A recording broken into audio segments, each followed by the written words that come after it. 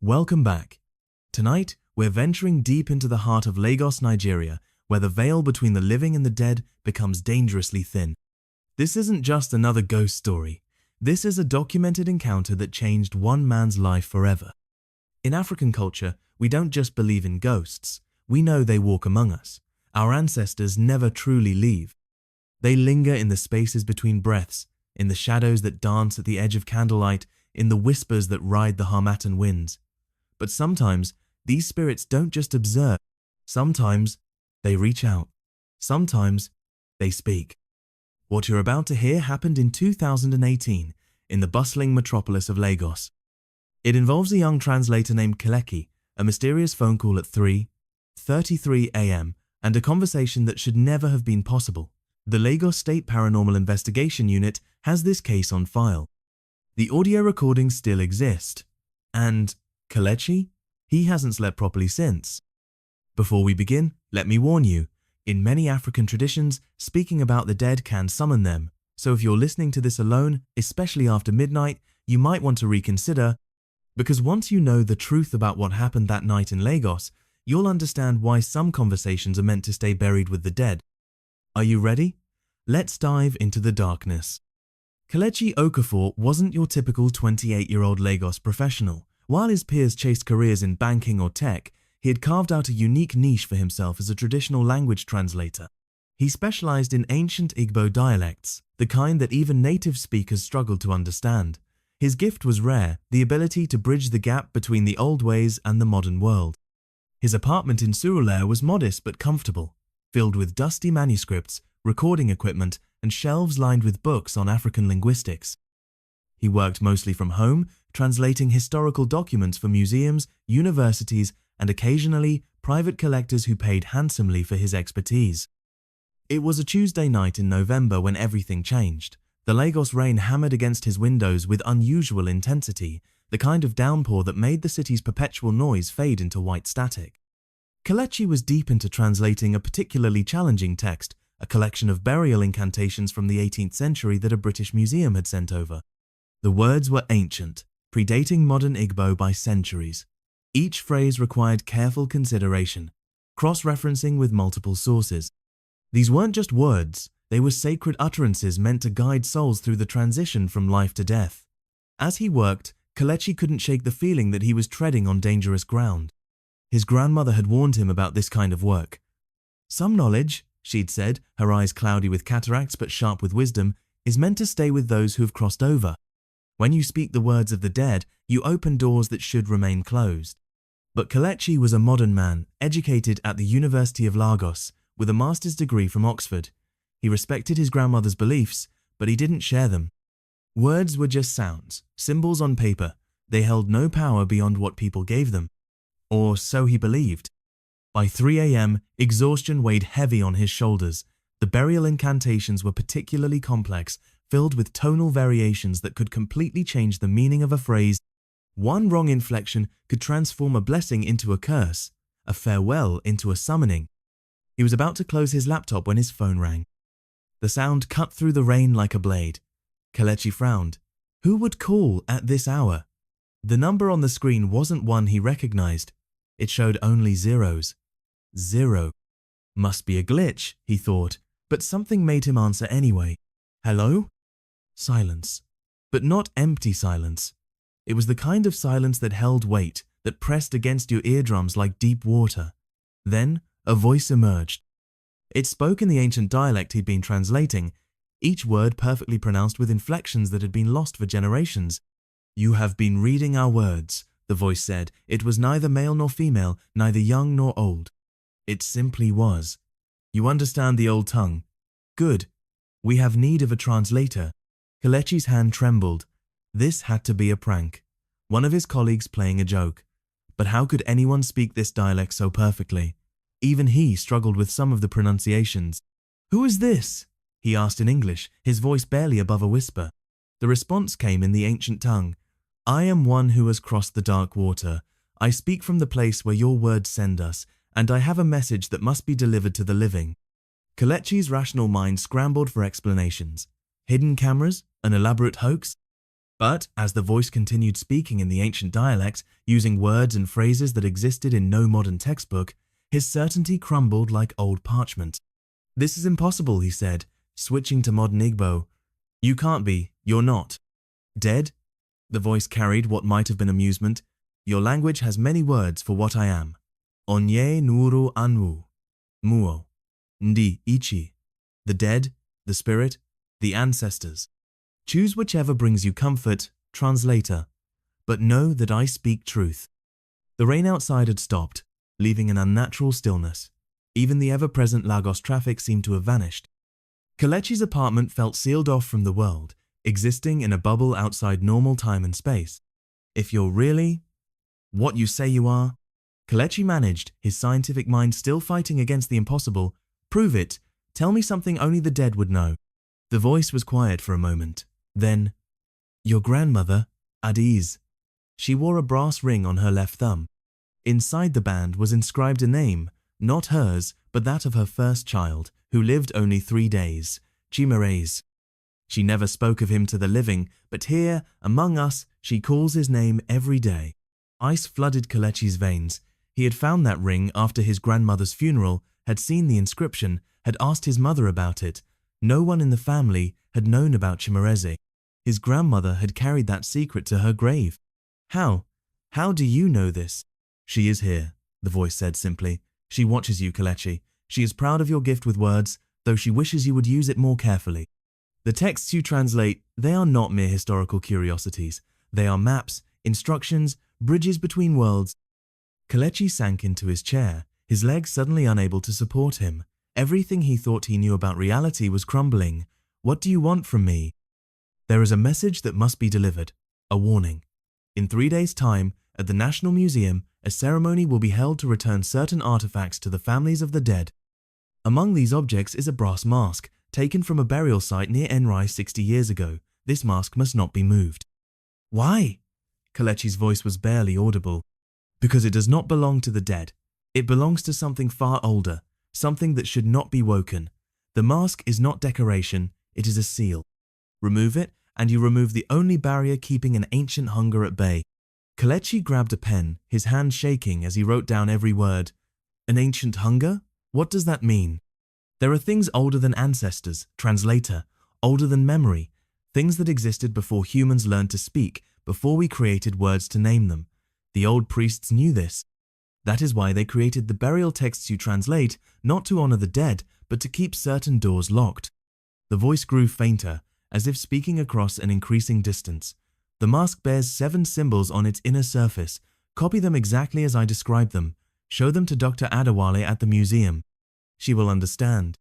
For the next 20 minutes, the voice painstakingly described intricate symbols, guiding Kelechi through each curve and line. The translator's hand moved almost automatically, creating patterns that seemed to shift and writhe on the page even as he drew them. "Why are you helping us?" Kelechi asked when the symbols were complete. "Because the dead have no wish to share their realm with what lies beneath. We guard the boundaries, just as the living do, but we cannot act in your world. We need willing hands, open ears, and those rare souls who can hear us when we speak. My grandmother, is she really there with you?" A pause, then, in a voice that suddenly carried warmth, "She says to check behind the photo of your grandfather in your bedroom. She left something for you there, something she couldn't give you while she lived. And, Kelechi?" "Yes?" "Stop working so late. The veil is thinnest in the deep hours of night. Not all voices that speak from the darkness wish you well." The line went dead. Not disconnected, dead, with a finality that made Kelechi certain the call could never be returned. Kelechi sat in the darkness for what felt like hours but was only minutes. The silence that followed the call was deafening. His hands shook as he reached for his laptop, pulling up every article he could find about the National Museum's upcoming ceremony. There it was, scheduled for Friday, 3 days away, just as the voice had said. Return of sacred artifacts, a healing ceremony for displaced cultural treasures. Among the list of items to be returned was indeed a brass mask from a burial site near Rai. The description was brief, clinical. Ceremonial funerary mask, circa 1960 excavation, traditional Igbo craftsmanship, designated for return to descendants of the Okafor clan. Okafor, his own family name. With trembling legs, Kelechi made his way to his bedroom. His grandfather's photo sat on the dresser where it had been for years, a black and white portrait of a stern-faced man in traditional dress. He had never moved it, never looked behind it. Why would he? He lifted the frame carefully. Taped to the back was an envelope, yellowed with age. Inside, a single piece of paper covered in his grandmother's careful handwriting. My dear Kelechi, if you are reading this, then you have heard the voices. The gift runs in our bloodline, the ability to hear across the veil. Your grandfather had it. I had it. I prayed it would skip you, that you could live a normal life in the modern world, but the ancestors choose whom they will. The mask at the museum belongs to our family, yes, but it should never have been disturbed. My father helped bury it in 1958, along with something that should never see daylight again. The archaeologists didn't know what they were doing when they dug it up. They saw only art where we saw a prison. If the voices have spoken to you, then the seal is weakening. Do not let them move the mask. The symbols you have been shown are the key to strengthening the seal. Dr. Adewale is my cousin's daughter. She knows the old ways but pretends otherwise for her career. Trust her. I am sorry, my grandson, that this burden falls to you, but some doors, once opened, can never be fully closed. We can only guard them and pray. Kelechi read the letter 3 times, each word confirming the impossible reality of what had just happened. He looked at the symbols he had drawn during the phone call. They seemed to pulse with their own rhythm, creating patterns that made his eyes water if he stared too long. He didn't sleep that night. How could he? Everything he thought he knew about the world had shattered like glass. As dawn broke over Lagos, painting the sky in shades of amber and gold, Kelechi made his decision. He would go to the museum, he would find Dr. Adewale, and he would stop them from moving the mask. But first, he needed to understand more. He returned to the burial texts he had been translating, reading them with new eyes. What he had dismissed as superstition now revealed itself as carefully coded warnings. The incantations weren't just about guiding the dead, they were about keeping something else at bay. One passage stood out. 7 times 7 the seal was made, with blood of the willing and words of the wise. Let none disturb the brass that binds, for beneath waits the hunger that has no name, the mouth that swallows light, the emptiness that was before the first word was spoken. His phone buzzed, a text from an unknown number. Dr. Adewale will see you at 2 p.m. today. Come alone, bring the symbols. Kelechi stared at the message. He had told no one about his plan to visit the museum. How could anyone know? Another text followed. Your grandmother says to wear the red tie. You'll know why. He did know why. His grandmother had given him that tie for his university graduation, said it would protect him. He had humored her then, worn it to make her happy. Now, he retrieved it from his closet with reverent hands. As he prepared to leave for the museum, one thought echoed in his mind. If the dead could call him on his phone, if his grandmother could send text messages from beyond the grave, then what else was possible? And more terrifying still, what else was waiting to break through from the other side? The National Museum of Lagos stood like a guardian of memory, its white walls gleaming in the afternoon sun. Kelechi arrived early, the red tie tight around his neck, the paper with the symbols folded carefully in his pocket. Every shadow seemed to watch him, every whisper of wind carried meaning. Dr. Adewale was waiting in her office, a woman in her 50s with silver threading through her braided hair. The moment she saw him, her professional mask slipped. You have the look, she said softly, the same as your grandmother when the voices spoke to her. Come, sit, we don't have much time. She locked the door and activated a white noise generator. The museum has ears, she explained. Not all of them living. Tell me everything. Kelechi recounted the phone call, showed her the symbols, and handed her his grandmother's letter. Dr. Adewale studied the drawings with growing alarm. These are the inner seal symbols, she breathed. I've only seen them once before, in a journal my grandfather kept. He was one of the 7 priests who performed the original binding in 1958. Binding of what? Kelechi asked, though part of him already knew he didn't want the answer. Dr. Adewale moved to a locked cabinet, withdrawing a leather-bound journal. Have you ever wondered why our ancestors were so careful with their words? Why certain names were never spoken? Why some stories were only told in daylight? She opened the journal to a page covered in similar symbols.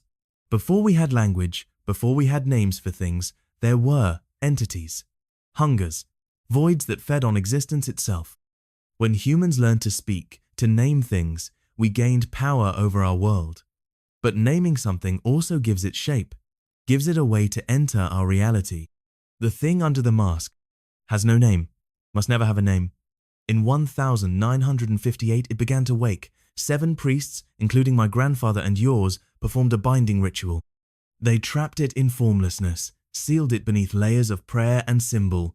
The mask was the final seal, placed over the burial site to mark it as sacred ground, forbidden ground.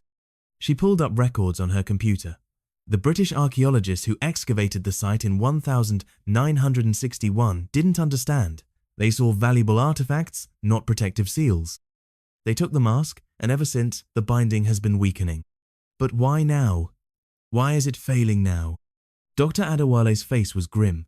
Because tomorrow, during the ceremony, they plan to reunite the mask with other artifacts from the same site.